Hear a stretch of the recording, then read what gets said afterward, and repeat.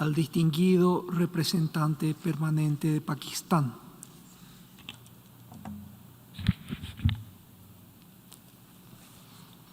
Thank you, Mr. President. Mr. President, we thank the Secretary General for his comprehensive report and for his briefing earlier today on the work of the organization. We share his outlook on the complex challenges confronting the international community and the myriad opportunities for global solidarity and international cooperation to address them.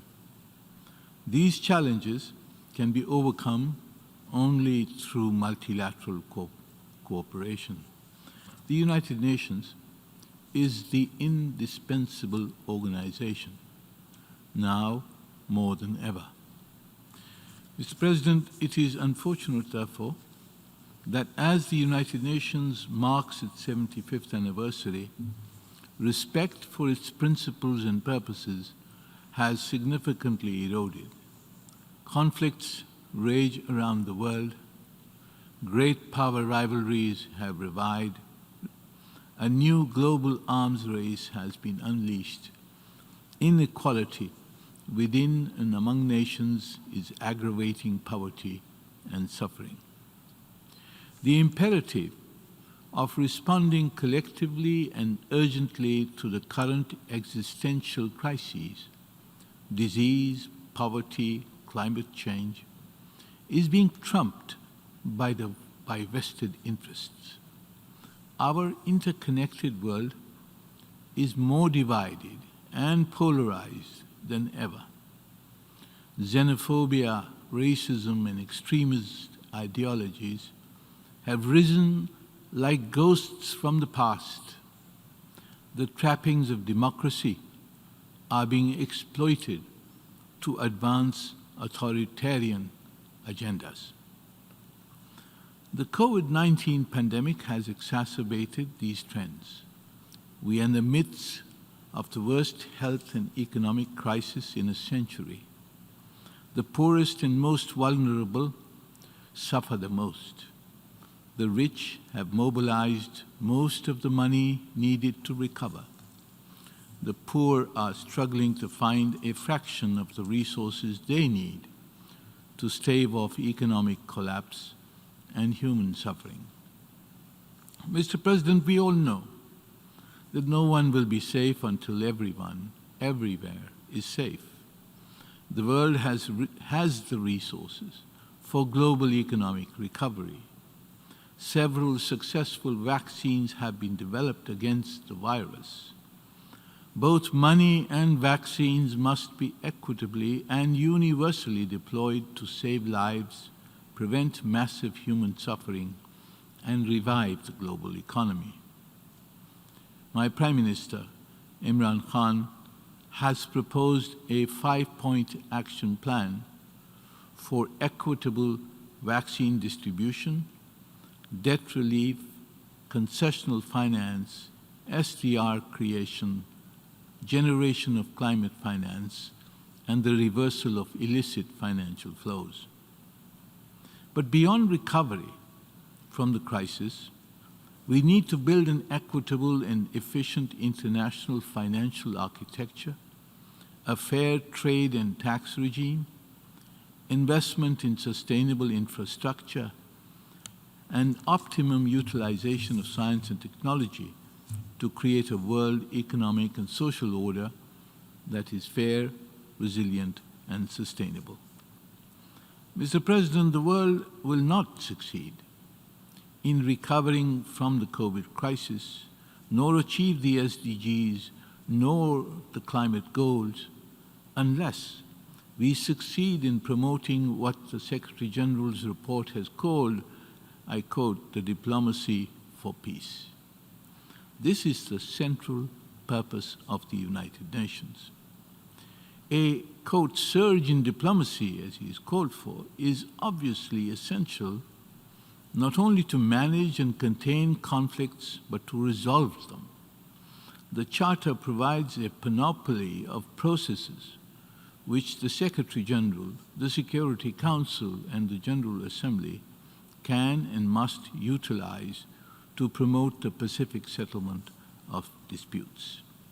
The diplomacy for peace must encompass strict adherence to the principles and purposes of the UN Charter and implementation of binding Security Council resolutions, halt and reverse the new global nuclear and conventional arms race, oppose the rise of fascist totalitarian regimes that trample human rights, end racism, Islamophobia, anti-Semitism, and promote universal observance of human rights, and above all, activate multilateral, UN-led measures to resolve the old and new conflicts and disputes across the world. Mr. President, there is a unique opportunity today to end the decades-old war in Afghanistan through an intra-Afghan reconciliation and political settlement. Yet, some do not see peace as serving their narrow interest and are working overtime to destroy the Afghan peace process. The machinations of such spoilers within and outside Afghanistan must be defeated. Nor can the international community neglect the dispute over Jammu and Kashmir. The process of decolonization will be incomplete until the people of Jammu and Kashmir are enabled to exercise their right to self-determination through a UN-supervised plebiscite as called for in several resolutions of the Security Council. This fundamental right is being suppressed by India's brutal campaign to impose, I quote, a final solution, unquote, in illegally occupied Jammu and Kashmir. It is being executed by a 900,000 strong occupation army, manifested in massive violations of human rights, with hundreds of Kashmiri political leaders in jail, thousands of youth disappeared, 100,000 Kashmiri having been martyred, thousands more injured, and 20,000 women raped. Mr. President, now India is attempting to turn the Muslim majority state into a Hindu majority territory, permitting over 1.5 million Hindus from India last year to usurp the land of the Kashmiris. This amounts to genocide under the Geneva Conventions. While India seeks to silence the Kashmiris through this colonial project, it seeks to silence Pakistan through the threat of aggression, incessantly violating the ceasefire along the line of control.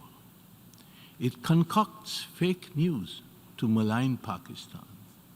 It perpetrates terrorism and subversion against Pakistan. It plans false flag operations to justify aggression against my country. A disastrous war was avoided in February 2019 due to Pakistan's self-restraint when we returned the pilot of the aircraft we had shot down.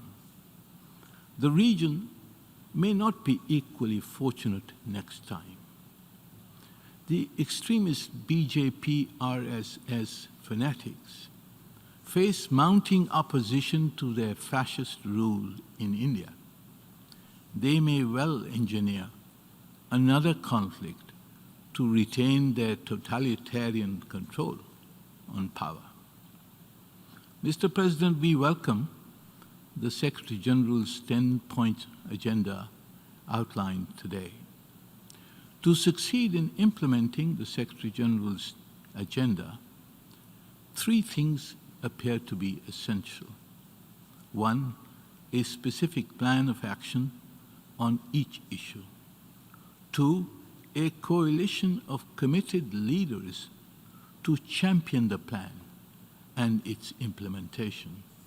And 3, the personal leadership and involvement of the Secretary General. I thank you, sir. Doy las gracias al distinguido representante permanente de Pakistán por su intervención. Doy ahora la palabra a la distinguida representación de Sudáfrica.